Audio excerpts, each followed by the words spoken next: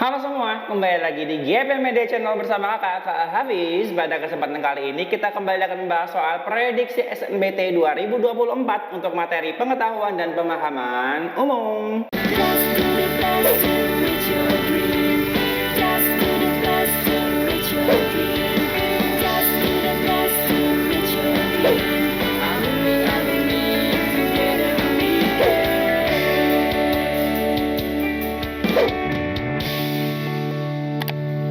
Kapan lagi kamu bisa ikutan tryout UTBK gratis di GP Media? Kalau bukan sekarang, ikuti syaratnya dan kirim bukti screenshot di gpmedia.id ya, jangan sampai ketinggalan. Buat kalian yang lagi cari tryout SNBT dan ujian mandiri untuk masuk PTN, kita punya solusinya. GEP Media menyediakan tryout SNBT dan ujian mandiri untuk beberapa PTN ternama di Indonesia. Mulai dari harga 10.000, kalian sudah dapat ribuan soal prediksi, video pembahasan, dan ada kelas online juga loh. Yuk daftar sekarang! Oke, soal kita pada kali ini ya, buat kamu semua di sini ya, jangan lupa SNBT sebentar lagi ya. Ya, walaupun kamu udah eligible tapi harus mempersiapkan SNBT sebagai bentuk dari strategi kamu untuk masuk PTN gitu ya. Jadi terlepas dari hasil SNBP-nya tetap harus persiapan buat SNBT. Oke. Kalimat tidak logis dalam teks di atas adalah kalimat, coba kita baca dari kalimat yang pertama. Belakangan ini panas bumi menjadi salah satu sumber energi andalan pemerintah. Oke, dari segi struktur dia lengkap ya. Subjeknya ada, predikatnya ada, objeknya ada, dan seterusnya gitu ya. Jadi secara struktur dia lengkap dan juga tidak ada yang salah dengan kalimat yang pertama. Kita baca kalimat ketiga. Geotermal dinilai sebagai sumber energi terbarukan. Oke, lengkap juga ya. Geotermal dinilai sebagai sumber energi terbarukan. Ada subjeknya gitu ya, ada predikatnya gitu kan, ada objeknya. Oke, dari segi fungsi juga nggak ada yang salah ya, karena ekstraksi panasnya jauh lebih kecil dibandingkan dengan muatan panas bumi. Yang keempat, emisi karbon dioksida jumlahnya. Nah, ini yang nggak boleh teman-teman. Jadi di sini ada double, ada subjek ganda. Pertama emisi karbon dioksida, yang kedua jumlahnya. Harusnya kalau dia mau menjadikan ini sebagai suatu subjek yang benar, jumlah emisi karbon dioksida kurang lebih, nah itu baru benar.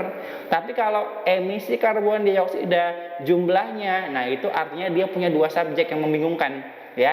Entahkah itu emisi karbon dioksida atau jumlah. Nah itu ya, makanya ini memiliki subjek ganda sehingga menjadi kalimat yang tidak logis. Maka jawabannya yang keempat alias yang opsi C. Oke? Soal berikutnya, fungsi kalimat 4 teks di atas. Kalimat keempat tadi, padahal ada alasan religius, jelas ya.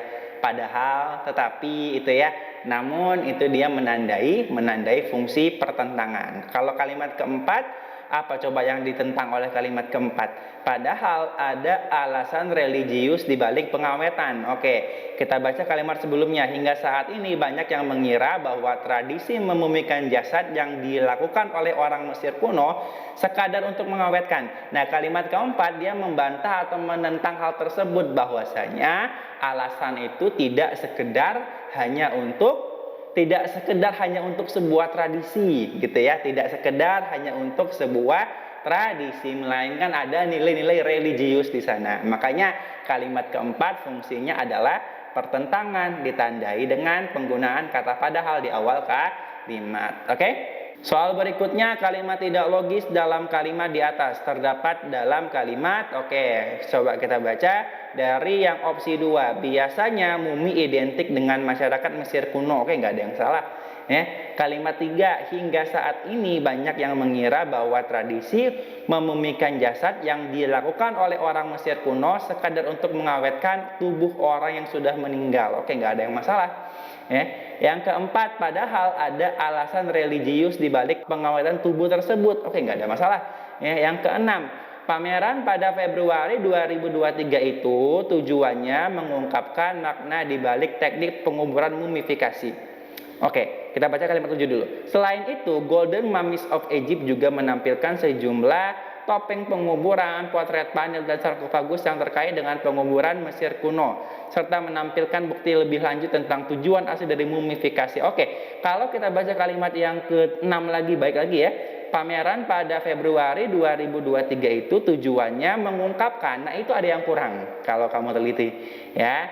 Tujuannya mengungkapkan makna di balik penguburan mumifikasi. Harusnya lebih tepatnya gitu ya.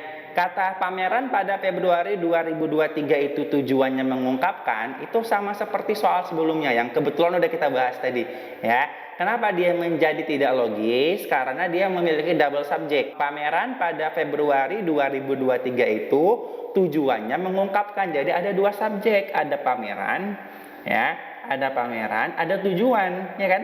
Nah, harusnya kalau dia mau lebih betul ya, tujuan pameran pada Februari 2023 itu mengungkapkan, nah itu baru betul. Ya, baru dia hanya memiliki satu subjek tunggal. Kalau begini penyajiannya, dia memiliki dua subjek, pameran dan tujuan. Yang itu artinya membingungkan dan menjadi tidak logis. Jadi sebenarnya yang mengungkapkan itu siapa? Pameran apa tujuannya? Nah, gitu. Maka dengan demikian kita jawab untuk soal kalimat tidak logis pada soal ini adalah kalimat ke-6. Oke, untuk latihan kalian silakan mengerjakan soal berikut dan tuliskan jawaban terbaik kalian di kolom komentar. Oke, sekian untuk video kali ini. Untuk melihat video-video pembahasan berikutnya, ya jangan lupa dipantengin terus di GP Media Channel. Terima kasih.